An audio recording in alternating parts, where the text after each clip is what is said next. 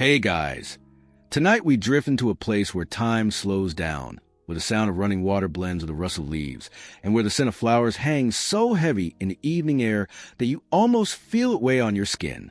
You're stepping into the sprawling Mughal gardens, under the violet sky of dusk, with lanterns flickering to life. The air is thick with humidity, perfumed with jasmine, and a trace of something sharper, maybe marigolds, tickling your nose. The faint splash of fountains rises and falls like a heartbeat, calming and repetitive, as if the whole empire has decided you deserve a lullaby. It's serene, it's mesmerizing, and let's be honest, if you try to work here instead of nap, you probably wouldn't survive this level of relaxation. So, before you get comfortable, take a moment to like the video and subscribe, but only if you genuinely enjoy what I do here. And while you're at it, tell me in the comments where you're watching from and what time it is right now. Now, dim the lights, maybe turn on a fan for that soft background and let's ease into tonight's journey together. You walk along a stone path lined with neat rows of hedges, their edges clipped by gardeners who seem to enjoy symmetry more than sleep. To your right stretches a reflecting pool so still it mirrors the sky. To your left, flower beds carefully carved into geometric shapes, petals arranged like mosaic tiles in a living carpet. The Mughal emperors adored order, and you feel it in every detail. Squares inside squares, diagonals slicing the earth, water channels crossing each other like threads in a woven rug. This is a nature gone wild. It's nature tamed, disciplined, and dressed up for royalty. The mainstream historical fact here? These gardens, called charbagh, were inspired by Persian traditions, designed as earthly reflections of paradise described in Islamic texts, for rivers flowing through a lush haven. The Mughals didn't just want gardens, they wanted cosmic order under their control. That's why you see water always at the center, dividing the world neatly. And it works. Standing here, your mind feels both calm and a little overmanaged, like you stepped into history's most organized picnic spot. But here's a quirky tidbit you might not expect. Gardeners sometimes slip coins into the soil near saplings, believing metal would feed the roots with invisible energy. You imagine some poor gardener sneaking out at night, burying a few coppers beneath a young pomegranate tree, and then bragging later when the tree bloomed earlier than his neighbors. Was it science? No. Was it petty competition? Absolutely. As you stroll further, fireflies hover above the water like floating embers. You picture emperors, Akbar, Jahangir, Shah Jahan, wandering the same path, robes brushing against marble balustrades, sandals clicking faintly. Historians still argue whether Jahangir truly loved gardening as deeply as he claimed, or whether his writings were just him trying to look more poetic to posterity. Either way, his memoirs gush about flowers, as if each tulip was a new crush he couldn't stop texting. You pause near a stone bench under a cypress. The air here feels cooler, shadows deeper, and a faint tremor of frogs croaking mixes with a hum of distant crickets. Somewhere nearby, gardeners whisper about tulips. Not yet the obsession they will become, but the rumor is already creeping through the empire. Bulbs from Persia, strange and exotic, could thrive here if treated well. You catch yourself grinning. This is the start of fads so intense that grown men will one day argue over flower colors like today's fans debate Marvel versus DC.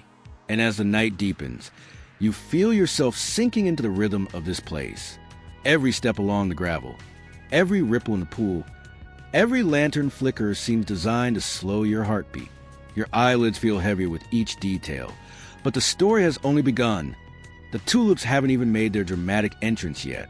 For now, you're just soaking in the calm, standing at the threshold of obsession, as the empire's gardeners sharpen their shears and dream of bulbs not yet planted. You walk farther down the path, the moon pulling itself a little higher above the horizon, and you notice a crate set discreetly by the garden wall. Its wooden slats are dusty, its corners wrapped with rope, and the smell, earthy, almost onion-like, drifts toward you. Inside are bulbs, knobbly and unimpressive, like shriveled teardrops. Yet the gardeners nearby hover over them with the reverence of priests handling relics. These are tulips, freshly arrived from Persia, and to you, they look less like the promise of beauty and more like someone forgot their groceries in the sun. Mainstream history tells you the tulip didn't begin in India. It traveled, a wanderer flower, from the Ottoman Empire through Persia into Mughal hands. Merchants carried the bulbs along dusty caravan trails, wrapped in cloth, traded like gems, or smuggled under layers of dates. When they finally arrived in Mughal territory, they were curiosities, alien, fragile, but bursting with potential. The gardeners, of course, had no clue whether these things would bloom at all or just rot into smelly mush. Here's a quirky tidbit to make you smile. Early reports say some gardeners thought the bulbs were edible. Imagine biting into one, expecting garlic or an onion, and instead choking down bitter starch that makes your teeth squeak. That would certainly explain why a few bulbs mysteriously vanished before planting season. Dinner and horticultural experiment were apparently the same category when curiosity outweighed common sense. The crates open and the bulbs are carefully parceled out. Each gardener carries a handful wrapped in cloth, as though they're juggling newborn kittens. They whisper theories. Should these be planted deep, shallow in sand, or in the rich black loam from Kashmir? Historians still argue whether the very first tulips in the Mughal gardens bloomed in the imperial grounds at Agra or in the cooler mountain valleys to the north. The debate sounds scholarly on paper, but here in your imagination, it's really just a group of proud gardeners bickering like chefs over who fried the first samosa. You bend down and touch the soil they prepare.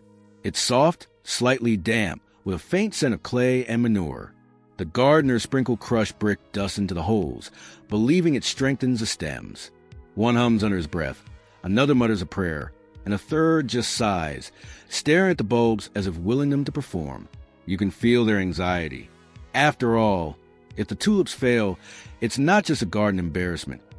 It's a royal disappointment. And no one wants to be the guy explaining to Shah Jahan why his imported treasure turned into compost. Overhead, bats squeak as they dart for insects. A breeze stirs the cypress branches. You can almost hear the soil settling as the first bulbs are tucked into their resting places. The gardeners pat the earth gently, like smoothing a child's blanket. And in that moment, the whole empire holds its breath. Not for a battle, not for politics, but for whether some awkward little bulbs will dare to rise and bloom. There's something charming about that, isn't there? You live in a world obsessed with breaking news, algorithm tweaks, and 5 ways to boost your productivity before breakfast. But here, the big drama is whether a flower can adjust to a new climate. The gardeners don't care about empires clashing. They're losing sleep over the pH balance of their soil. As you wander toward another section of the garden, you notice a scribbled note pinned on a shed door. The handwriting is messy, ink blotched, but you can make out the words, "Tulip must drink moonlight." You chuckle. Someone clearly believes the bulbs grow better under the silver glow of the night sky. Whether it works or not is beside the point. It shows how quickly myths begin to wrap around something unfamiliar. And so, you stroll deeper into the night, the crates now empty, the bulbs sleeping in their earthen beds.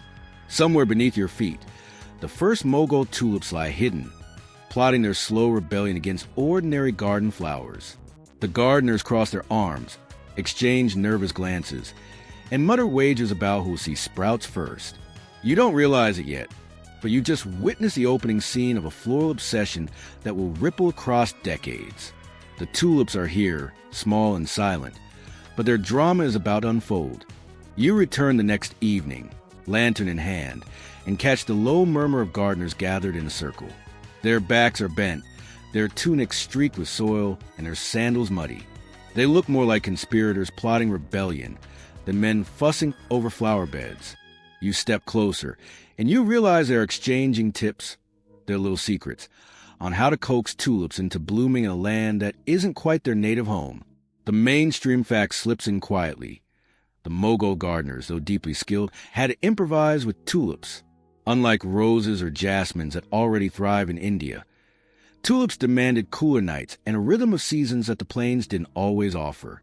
So, to mimic the mountain climates, some gardeners hauled baskets of soil from Kashmir, believing the earth itself carried the spirit of the north.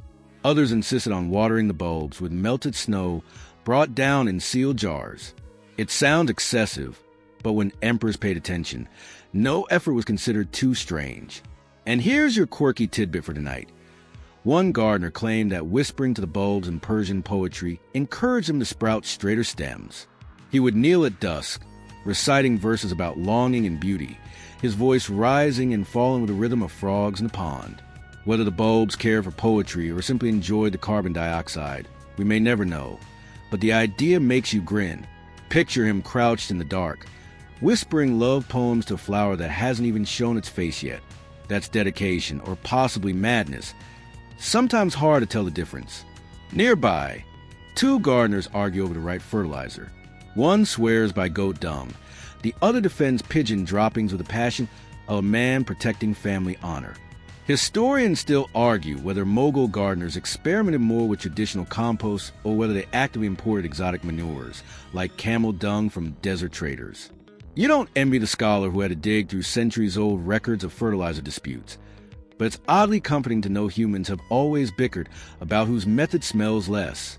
You crouch beside a bed where the soil is loose, newly watered. The air carries a faint musk of earth mixed with something sharper.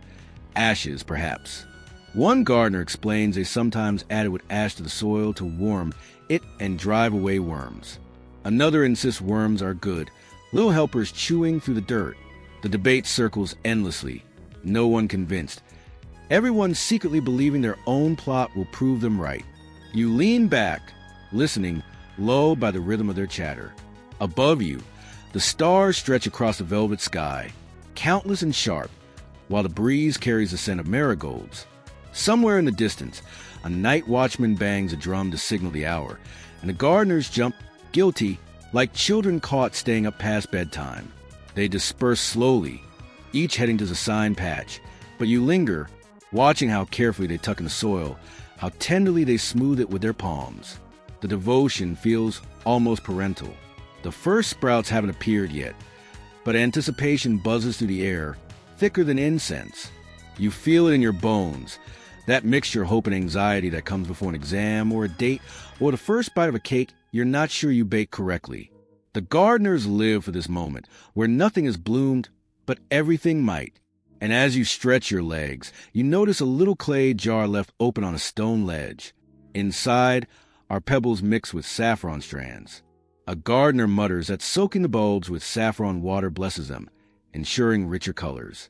You can't tell whether this is science, superstition, or just saffron vendors pushing their sales. But the image is delightful.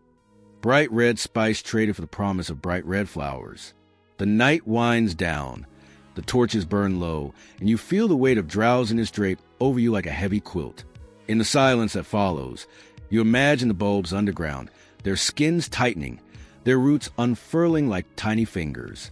You know they'll break through the soil soon, but for now, they're asleep, wrapped in whispers, poetry, and manure, carrying the dreams of gardeners who love them more than their own sleep. The night is cooler now, and you hear footsteps heavier than those of gardeners.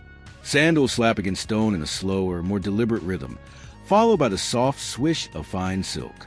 You look up, and there he is, an emperor strolling under the lantern light, his entourage trailing just far enough behind to let him pretend he's alone. His robe glitters with gold embroidery, and as he moves, you notice the patterns. Tulips stitched across his sleeves, curling upward in delicate arcs. The obsession has begun to climb from the soil into the very fabric of royal fashion. The mainstream fact here: by the early 17th century, emperors like Jahangir and Shah Jahan took personal pride in their gardens. They didn't just commission them, they wandered through them, judged them, wrote about them. Jahangir, especially, left journal entries filled with references to flowers, tulips among them. He described their colors, their shapes, their fleeting beauty, as if they were courtiers competing for his affection. You imagine him pausing under a cypress, bending over a bed of tulips, and scribbling a note while his guards stood awkwardly in the background, pretending not to notice their ruler having a floral crush. The quirky tidbit you overhear?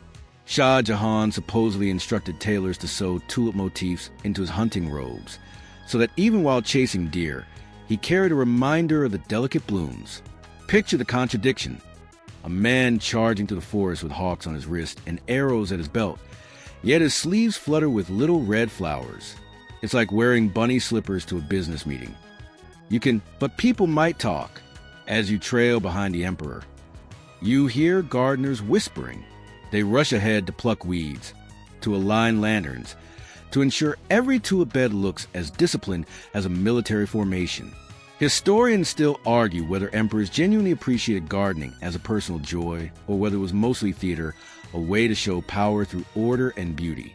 Maybe it was both. After all, a ruler strolling calmly through symmetrical gardens sent a message. I control not just armies, but nature itself. The emperor bends over a row of early blooms. The tulips are shy, just beginning open, their petals tight as fists. He nods, says nothing, then walks on. But the gardeners beam as though he handed them sacks of gold.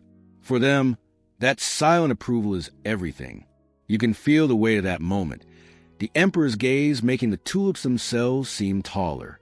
You stop at a marble pavilion overlooking the water. The emperor sits. Attendants fan him lazily, and musicians play a soft tune that mingles with the gurgle of fountains. He watches the tulips swaying in the night breeze. You lean against the cool stone, eyes half closed, and sense how the empire's power wraps itself around fragile petals. Somewhere nearby, a painter dips his brush, sketching the emperor against a backdrop of flowers. Tulips enter not only robes, but miniatures, murals, and patterns on carpets. The obsession is contagious. You realize these flowers are no longer just plants. They become symbols woven into identity, pride, and pageantry. And while you stand there, lantern glow catching the tulip's edges, you can't help but smirk at the irony. These emperors command fortresses, armies, treasuries. And yet, what makes their hearts flutter tonight are a few imported bulbs and the way their petals tilt toward the moon. Maybe that's the real power of beauty. It sneaks in quietly, conquers without swords, and holds even emperors hostage. The evening stretches on and the emperor's footsteps fade, leaving behind only the softer shuffling of scribes and poets who drift through the garden like moths to lamplight. You wander among them, catching the rise and fall of voices reciting verses. The tulips, now half awake in their beds, are no longer just flowers. They're metaphors, eager recruits pressed into poetry, painted with words almost as vivid as their petals. The mainstream fact you settle on: Mughal courts were drenched in poetry, and flowers, especially tulips, were constant symbols. Poets compared the tulips red to the blush of lovers, or to drops of wine spilled on white silk. Some liken the dark streak at the center of a tulip to the wound of passion, a heart scorched by longing. These weren't idle metaphors. They reflected the empire's obsession with beauty, impermanence, and the way love could feel both intoxicating and fragile. And then comes a quirky tidbit. One court poet reportedly insisted that tulips blushed out of embarrassment when people stared at them too long. Imagine that, a flower self-conscious about being admired, like a teenager caught rehearsing dance moves in front of the mirror. You can almost hear the giggles of courtiers who pass that rumor around, half mocking, half charmed. You sit cross-legged by a fountain listening. The verses pour over you, some melancholy, some playful, some so elaborate you lose track halfway through.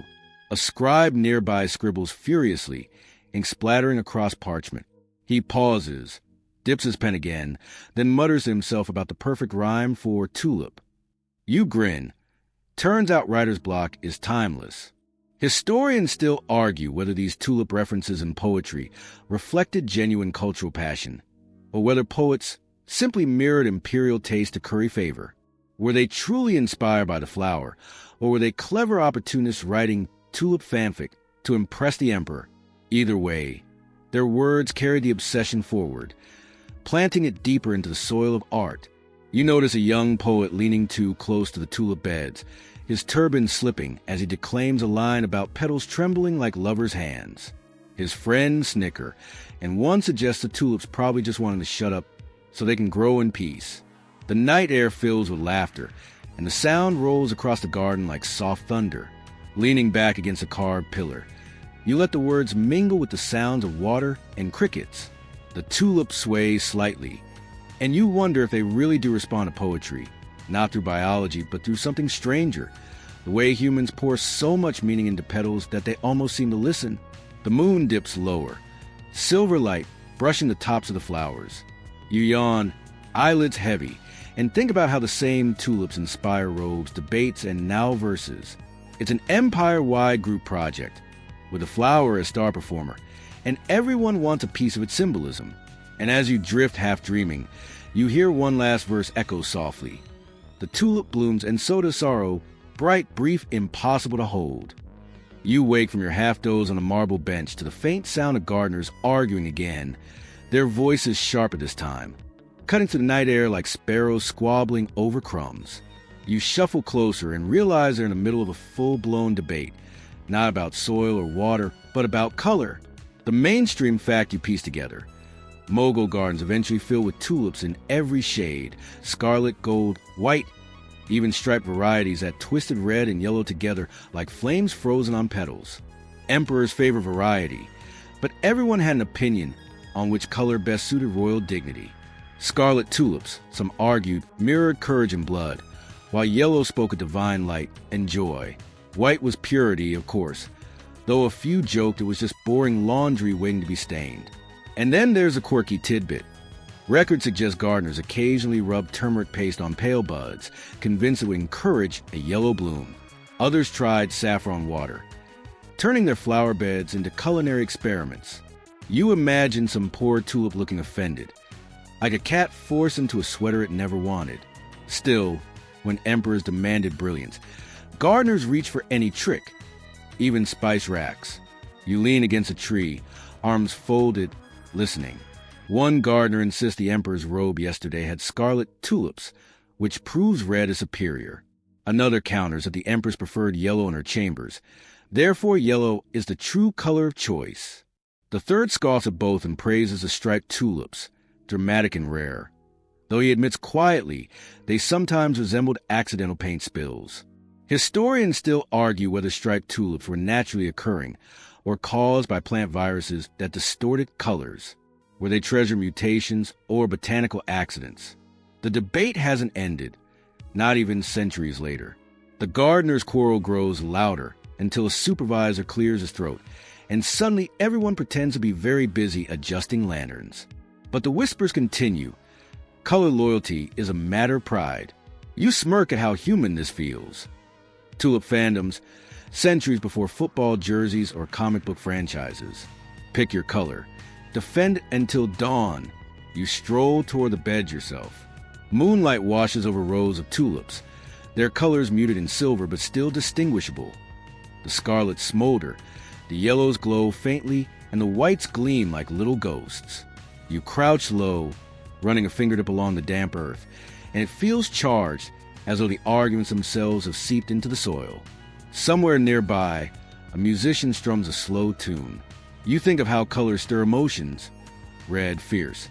Yellow, hopeful. White, mournful. And you realize the gardeners are right to care. In a court where symbols meant everything, tulip colors were more than decoration. They were statements, tiny flags fluttering in the breeze. The night deepens. The music fades, and the gardeners drift back to their beds, still muttering under their breath about whose tulips will win tomorrow's admiration. You remain, eyes heavy, imagining a row of flowers bickering in the dark, each petal shouting, "Pick me! Pick me!" And for a moment, you almost laugh out loud at the thought of emperors ruling empires while their gardeners stage color wars behind the hedges. The path ahead glimmers faintly with dew, and as you wander deeper into the garden, you notice a group of men hunched over a ledger.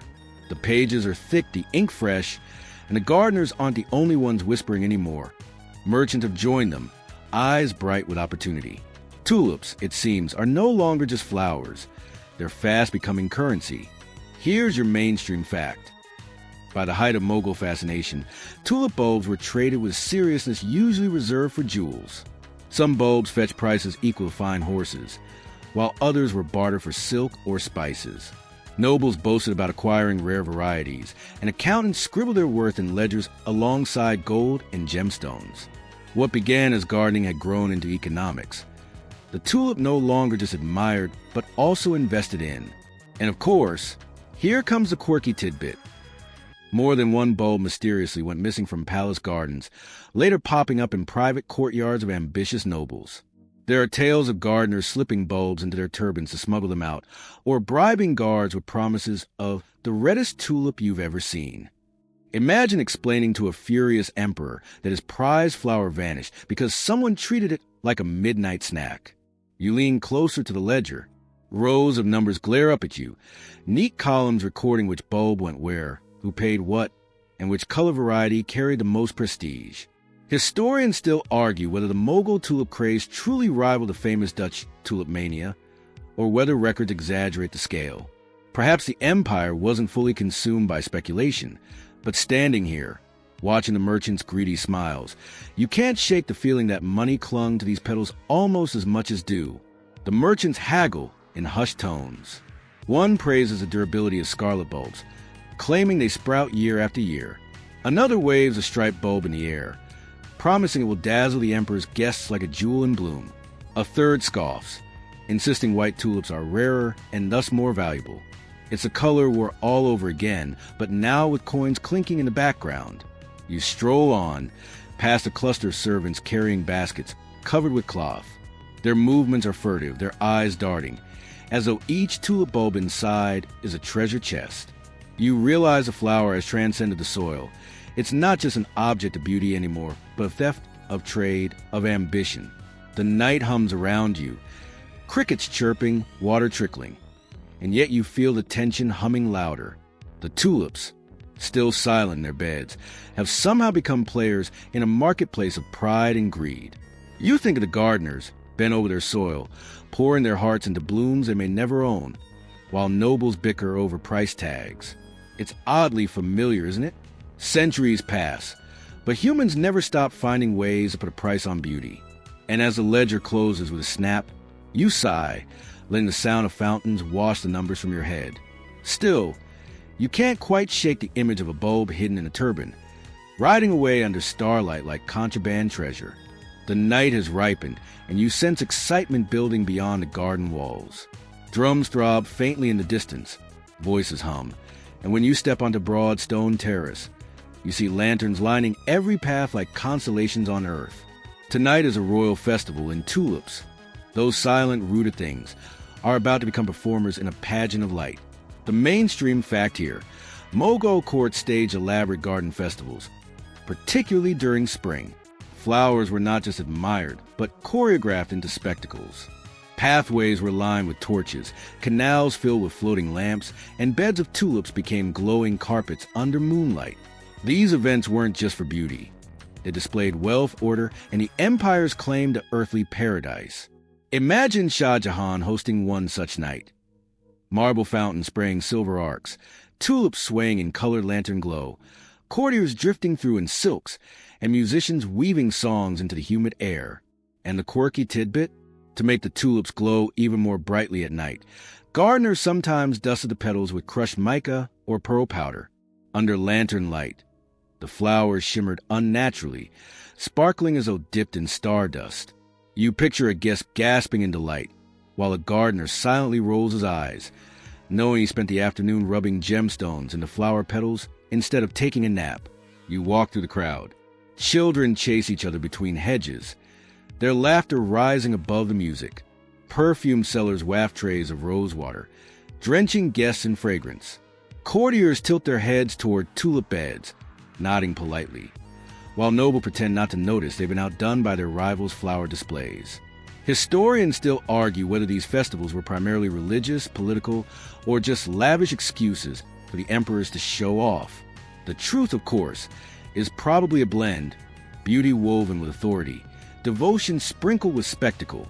The moon hovers high now, its light mingling with lanterns. From across the water, you watch as tulips glow in clusters, scarlet catching fire, yellow burning like embers, white shining like scattered pearls. The reflection ripples, making them dance on the surface, more alive than ever. You lean forward, elbows on the cool stone balustrade, and the sound of sitars hums in your ears like bees drifting from bloom to bloom. Behind you, a storyteller recites verses, weaving tales of how tulips once grew only in heaven and fell to earth as gifts from mortals. The crowd sighs in wonder. You smile softly. Humanity never changes. We always want to believe our favorite things drop straight from the sky. The festival rolls deeper into the night. Jugglers toss flaming torches, dancers whirl in bright skirts, and the emperor himself appears, lifted high on a palanquin. nodding graciously as tulip garlands are draped around his neck. You see petals fluttering down from above, released by servants hiding in the balconies, showering the audience like fragrant confetti. You step back into the shadows, letting the spectacle fade into the rhythm of music and the perfume of flowers. The tulips, rooted and silent, seem to hold the whole night together, flickering, shimmering, reminding everyone that beauty, even when fleeting, is enough reason to gather, to celebrate, to remember. And as the drums slow and the lanterns burn lower, you close your eyes, the echoes of laughter and the shimmer of tulips settling into your dreams like soft embers in the dark. By the time the last lanterns of the festival flicker out, the gardens have changed. They're no longer just royal showpieces. They're battlegrounds, not with swords or arrows, but with tulip beds. You walk past one estate where a nobleman has planted rows so wide they resemble a painted carpet. At another, you glimpse an entire courtyard turned into a tulip maze. Rivalries are blooming, just as fiercely as the flowers themselves. The mainstream fact: nobles across the empire competed to outdo one another with lavish gardens. Tulips became symbols of taste, refinement, and status. To host a guest in a courtyard without tulips was a little like offering tea without sugar, possible, but embarrassing. Each noble wanted his garden to be the most dazzling, a silent advertisement of influence and wealth. Some estates were so drenched in tulips that visitors described them as seas of color stretching to the horizon. And the quirky tidbit? There are stories of nobles secretly sneaking into each other's gardens at night to spy on tulip beds, sometimes even hiring servants to count how many flowers bloomed. One tale insists that a furious noble challenged his neighbor to a duel, not over land or politics, but because a rival's tulips flowered 3 days earlier. Imagine fighting for honor because your neighbor's garden got a head start. It's petty, hilarious, and entirely human. You stroll past a group of gardeners planting at a frantic pace, sweat gleaming on their foreheads even in the cool night air. Their master has promised a reward if his tulips bloom before the princes across town. You can feel the urgency in their movements, the way each spade of soil is pressed with hope and pressure. Historians still argue whether this competitive streak improved horticultural techniques or simply wasted resources in a floral arms race. Maybe both. After all, obsession has a way of producing both brilliance and absurdity. Overhead, clouds drift slowly, veiling the moon. The tulip beds lie beneath like soldiers awaiting inspection. You imagine the nobles walking at dawn, eyes sharp, robes trailing, counting blooms like accountants tallying coins. Every flower that opens is a victory, every wilted stem a loss. One garden you enter is lined with mirrors placed along the walls. The noble here believes that multiplying the tulip's reflection doubles his prestige. Another noble down the road has ordered musicians to play by the flower beds every morning, as if music could coax blossoms into being. You shake your head, amused, but you know that when status is at stake, even the strangest ideas gain traction. The rivalry grows sharper with every passing week. Gossip spreads to bazaars. Did you see how many scarlets bloomed at Mirza's estate? Or, the Khan's striped tulips are taller than your waist.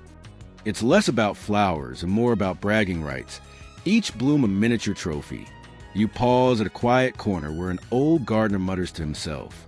He shakes his head, saying these tulips are cursed, not because they fail to grow, but because they make men jealous. You smile at his cynicism, yet you can't help agreeing a little. The flowers are lovely, but the games they spark are louder than the crickets. As dawn stains the sky faint pink, you feel the rivalry still humming beneath the soil, ready to burst out with the next bloom. The tulips don't know they've been drafted into competition. They just rise and sway, innocent soldiers in a silent war of pride. The rivalry may have driven nobles to excess, but the gardeners, the true magicians of the earth, found themselves itching to experiment. You wander past a shed at the edge of one estate, its doors half open, lantern light spilling onto piles of clay pots, jars of strange powders, and the faint smell of smoke. Inside, gardeners huddle like alchemists, whispering about ways to make tulips brighter, taller, stranger. The mainstream fact: Mughal horticulture wasn't static. Gardeners constantly tested methods of cultivation, crossbreeding varieties, adjusting soils, and experimenting with irrigation. They weren't just caretakers, they were innovators, pushing tulips to adapt to climates far from their Persian homelands. Some of their methods worked, others failed spectacularly, but the culture of experimentation was woven into the empire's gardening ethos. And here's the quirky tidbit. When tulip colors disappointed, gardeners sometimes resorted to painting petals with natural dyes. Imagine carefully brushing saffron yellow onto pale flowers, or dabbing crushed beetroot juice to deepen a red. From a distance, the deception looked convincing. Up close, the petals sometimes stuck together like wet laundry. You picture a noble bending over proudly, unaware his prized tulips were essentially makeup artists in disguise. You move closer to watch one gardener, scooping a powder from a clay jar. He sprinkles it into the soil, whispering that it's ground oyster shell, meant to strengthen roots. Another man experiments with watering schedules, insisting that tulips thrive when fed at dawn with a mix of milk and water. You wrinkle your nose at the thought of sour dairy soaking into the earth, but his confidence is unshakable. Historians still argue whether these concoctions reflect genuine horticultural science, or if they were just lucky accidents passed off as wisdom. A younger gardener beams proudly, showing off his hybrid.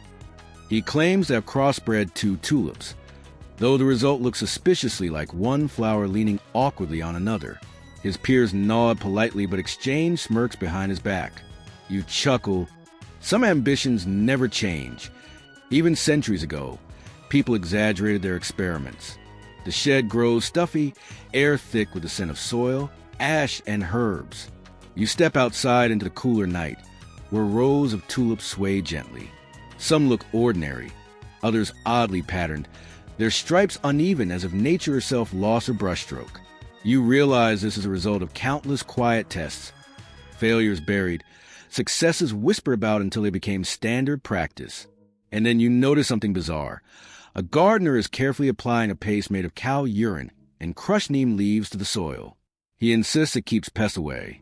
His neighbor laughs, mocking the smell, but admits grudgingly that the man's tulips often bloom with unusual vigor. You shake your head, equal parts horrified and impressed. Innovation, after all, sometimes stinks, literally. As you continue walking, the moonlight silvering the path, you can't help but admire the persistence of these men. They aren't emperors or nobles, yet their sleepless tinkering makes or breaks reputations. They chase beauty with the devotion of scientists, artists, and gamblers rolled into one. And whether by milk, mica, or manure, they'll keep testing, desperate to coax one more miracle from the soil. The garden feels quieter tonight, almost reverent, as you pass a group not of gardeners but of healers. They sit cross-legged near a brazier, tulip petals scattered across their cloths like confetti. Their voices are lower, steadier, as they debate whether these flowers, so prized for beauty, might also serve as medicine. The mainstream fact: Mughal medicine often blurred the lines between beauty and health. Court physicians experimented with countless herbs and blossoms, grinding, steeping, and distilling them into powders and tonics. Tulips were no exception. Petals were dried, soaked in vinegar, or brewed into decoctions, believed by some to soothe fevers or cool inflammation. The same empire that cherished gardens also cherished remedies, and its physicians never overlooked a potential cure, however unlikely. And then comes your quirky tidbit. One healer claimed that a paste of tulip petals smeared on the forehead could cure headaches, provided you stayed very still and didn't laugh. Another suggested that tulip bulbs boiled into a mush could improve complexion, though testers complained of rashes instead. You imagine the awkward silence when a court lady's face turned blotchy pink from what was meant to be a beauty treatment. Tulip glamour turned tulip disaster. The fire pops softly as they continue arguing. One man insists tulips are cool in temperament and perfect for heat-induced fevers. Another warns they may cause stomach upset if consumed. A third shrugs and says a flower is simply too lovely to be practical medicine, as though beauty itself should excuse it from usefulness. Historians still argue whether tulips played any real role in Mughal pharmacopoeia, or if references in medical texts were more poetic than practical. You sit nearby, letting the scent of smoke and crushed petals drift toward you. The aroma is faint, grassy, with a hint of sweetness. It feels harmless, maybe even soothing, though you're not convinced it could cure much beyond boredom. The healers scribble notes, their manuscript illuminated by firelight, each line trying to capture some sliver of truth about these mysterious flowers. A young apprentice steps forward, carrying a bowl of petals steeped in rose water. He offers it like a potion, swearing it will bring calm dreams. You hesitate but dip a finger in, tasting a drop. It's more perfume than medicine, the flavor oddly floral, like drinking from a bouquet. You stifle a cough, and the apprentice beams, convinced his experiment works. The night deepens, and the healers pack away their petals, arguing still, each convinced of his theory. Some tulips return to beds, others to jars, and still others to scribbled recipes destined for dusty shelves. You stretch your legs, feeling drowsy, amused at how a flower could be so many things at once. Symbol, currency, decoration, and now, questionable cure.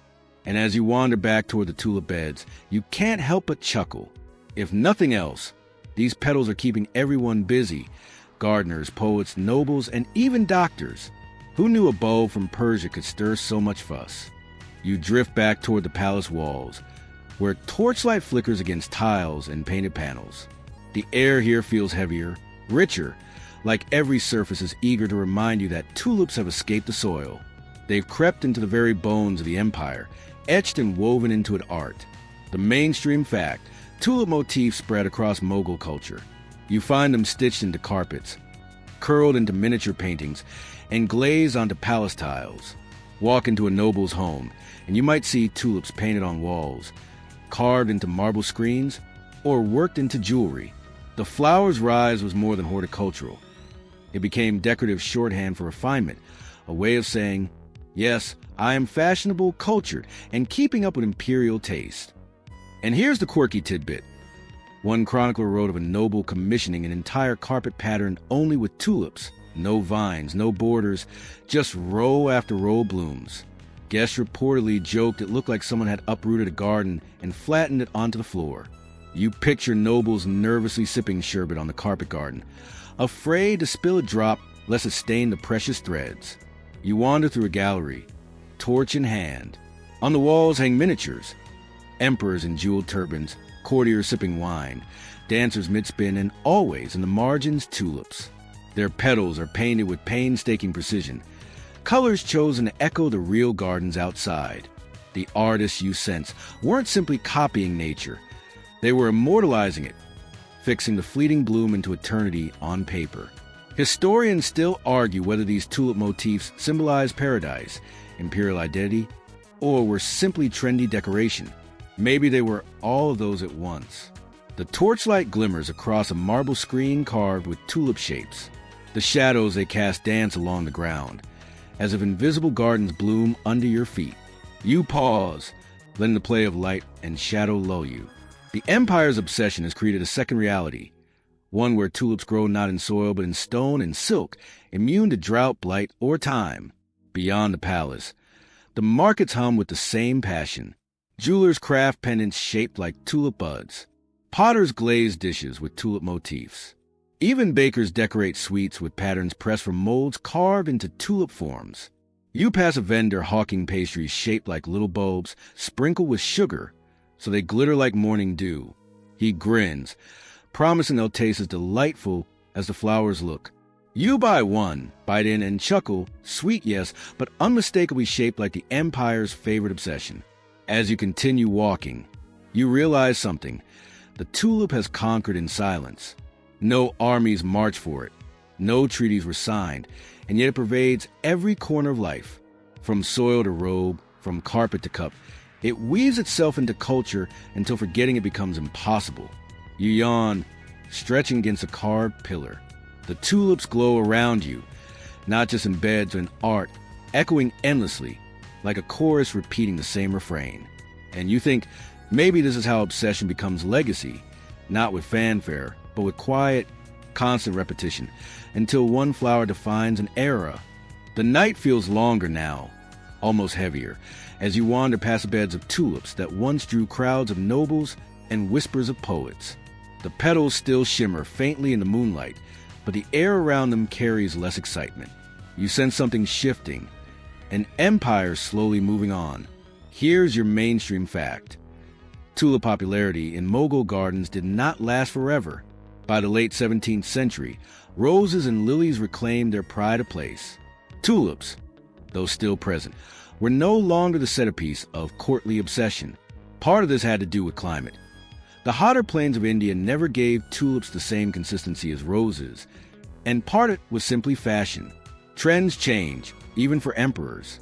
The quirky tidbit you overhear: one noble, irritated by the fuss over tulips, supposedly remarked that they were flowers for people with too much free time.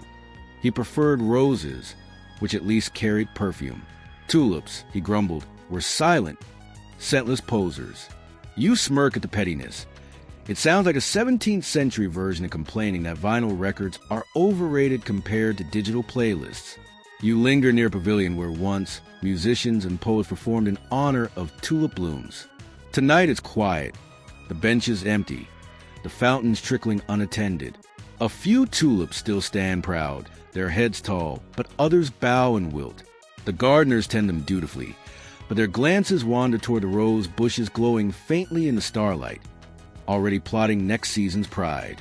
Historians still argue whether the fading of tulips was caused by neglect, climate struggles, or a deliberate shift in royal taste. Was it simply that emperors after Shah Jahan no longer cared as much? Or did the empire's attention drift because new political and military concerns pressed hard in flower beds? You lean against a marble railing, listening to the silence, realizing the answer is probably all of these things. The tulips seem almost melancholic now, like celebrities whose moment has passed. Once showered in mica dust and garlands, they're now just flowers again, nodding quietly in the wind. You feel a pang of sympathy. Trends come and go, but the petals don't know they're unfashionable. They just bloom, fade, and return as always. As you stroll onward, you pass an old gardener shaking his head. All this fuss for nothing, he mutters. The roses will always win. His voice carries both bitterness and relief, as if he's tired of babysitting the empire's most demanding obsession. Still, he kneels to water the tulips, unwilling to abandon them completely. Duty, even without glory, is still duty. You glance once more at the fading beds. The empire's heart has shifted, but the tulips remain, stubborn little flames refusing to go out entirely. And in that persistence, you sense a quiet dignity, not of emperors or poets, but flowers that bloom whether anyone's watching or not. The gardens are hushed tonight, and you sense why. The emperors are gone, the festivals have faded, and only the gardeners remain. You follow a narrow path to a shaded corner where a few elderly men sit on low stools, their backs curved like sickles, their hands still stained with earth. Around them lie small plots of tulips, not in perfect rows anymore, but scattered, mingled with weeds, their colors dimmed by neglect. The mainstream fact you recall: after the height of the Mughal Golden Age, the empire's resources thinned. Wars, shifting politics, and economic strains meant less attention, and less funding for the extravagant gardens. Some estates fell into disrepair, their fountains dry, their tulip beds abandoned. The passion that once defined an era now survived only in the memories of those who attended it. Here's your quirky tidbit. One record mentions gardeners continuing to plant tulips for years even after nobles lost interest, treating the flowers like old friends. Some even named their favorite bulbs, calling them Little Flame or Moon Petal, and whispered greetings as though the blooms might answer back. You smile at the tenderness. Emperors may forget, but gardeners rarely do. You sit near them, listening as they reminisce. Their voices are cracked, their stories tangled, but each remembers the glory days. One describes Shah Jahan's robes, shimmering with tulip embroidery. Another recalls how mica dust once made petals sparkle under lanterns. A third shakes his head, laughing at the arguments over scarlet versus yellow, as if such battles had ever truly mattered. Historians still argue whether these gardeners preserve practical knowledge or only fragments of nostalgia, but to you, their stories feel as vital as any chronicle. The night air carries the faint smell of damp earth, mingled with smoke from a dying fire. The old men lean on their canes, gazing at the overgrown beds. Weeds twist between the tulips. Dandelions poke rudely between petals. But still, a few proud blooms stand upright. They sway slightly in the night breeze as if saluting their keepers. You imagine the younger generations passing by without caring, barely glancing at the tulips that once demanded poems, festivals, and duels. But here, in this quiet corner, the flowers are remembered, even loved. The gardener's devotion outlives emperors, their loyalty rooted deeper than fashion. You feel a softness in your chest, watching them stroke petals with callous fingers, as though saying goodbye to old companions. The gardens may be fading, but memory blooms as stubbornly as the tulips themselves. And you realize this is the truest form of history, not the festivals or the rivalries, but the quiet caretakers who loved something long after the world stopped noticing. The path takes you beyond the ruined pavilions, out toward the edges of the modern city, where life hums differently. You pass children kicking a ball in the dust, vendors shouting in markets, the aroma of fried snacks drifting through alleys. Yet, tucked here and there, you stumble on something familiar: tulips. Not in marble courtyards now, but in public parks, municipal flower beds, and even pots on balconies. Their colors still flare against the green, a quiet echo of the Mughal passion. The mainstream fact: tulips are still cultivated in parts of India, especially in Kashmir, where the cool climate suits them best. The Indira Gandhi Memorial Tulip Garden in Srinagar, sprawling across dozens of acres, is now one of Asia's largest, attracting tourists every spring.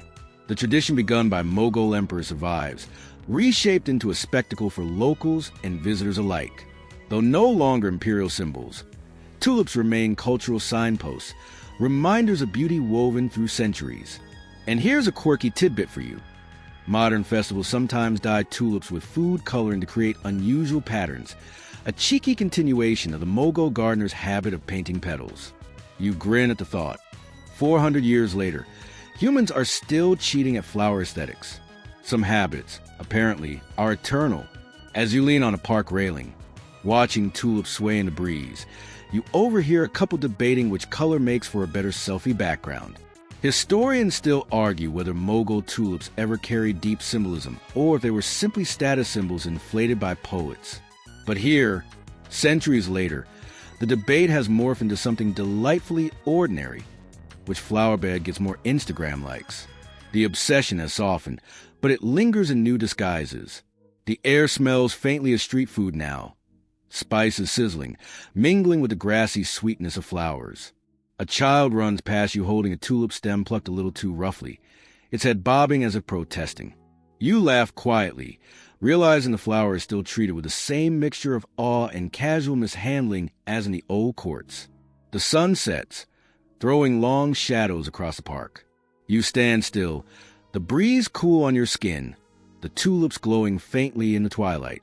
Their history runs behind you like a long path, from Persian caravans to Mughal courts, to festivals under lantern light, to noble rivalries, to old gardeners' memories, and now, here, where strangers stroll past them without knowing they carry centuries of obsession in their petals. And as you breathe slowly, eyelids heavy, you let that continuity soothe you. The tulips bloom, fade, return, and bloom again long after emperors and poets are dust. They remain patient witnesses, nodding gently to anyone willing to pause and notice. Now the gardens quiet themselves, and so do you. The fountains you heard earlier fade into trickles, the drums into whispers, and the voices of poets into silence. You're left only with the rustle of leaves and the steady rhythm of your own breath, rising and falling as naturally as the night breeze. The tulips around you seem softer now, their colors dimmed by twilight, their edges blurring into the calm of the dark. The empire's grandeur, the rivalries, the festivals, all of it slides gently out of focus. What remains is only the steady truth. Flowers bloom, flowers fade, and life flows quietly on. You picture those old gardeners again, sitting with their canes, smiling at petals they know won't last. They understood something simple, something you can carry with you even now, that beauty doesn't have to last forever to matter. A single season, a single bloom, can be enough. The air grows cooler, wrapping around you like a soft shawl. You breathe deeper, slower, letting each exhale carry away the noise of your thoughts. Imagine the tulip bed stretching endlessly, but instead of competing, they rest just flowers in the dark, swaying gently as the stars watch overhead. And as your body sinks heavier, your mind unclenches too. The rivalry of colors, the painted petals, the scribbled poetry, all drift away, leaving only the hush of night. Each detail slows until nothing remains but stillness. You're safe here, surrounded by quiet gardens where time doesn't press, where history itself is laid down to sleep. So let the petals close, let the lanterns fade, and let your eyes do the same. The story is over. The night is yours.